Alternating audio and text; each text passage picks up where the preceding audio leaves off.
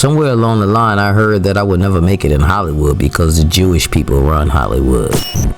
I was gonna find out for myself who, why, and how. Over 200 black-owned theaters had opened across the United States, ranging from small storefront shops to resplendent marble movie palaces. These communal spaces became potent symbols of black self-determination and economic independence, as well as sites for entertainment, resistance, and cultural celebration. America's first prominent black movie studio in Chicago, the Foster Photoplay Company, 2 years before the establishment of Universal Pictures.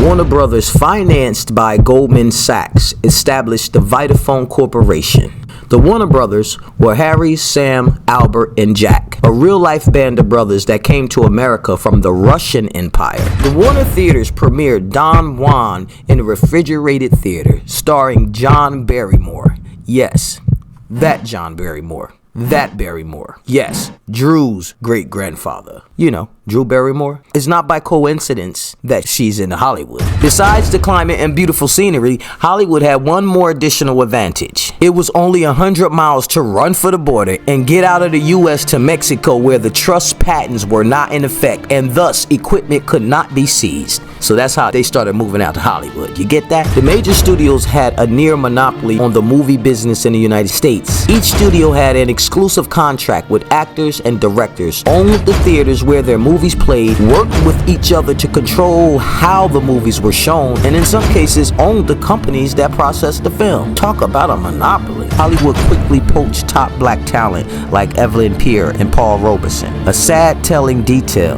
Paul Robeson's performance in Oscar's Body and Soul marked the only time he worked with black filmmakers. So basically, when he started working with the white people, he never worked with black filmmakers again. Hollywood actively banned black directors until studios faced economic disaster. When Melvin Van Peebles arrived in Hollywood, Columbia offered Melvin a 3-picture deal.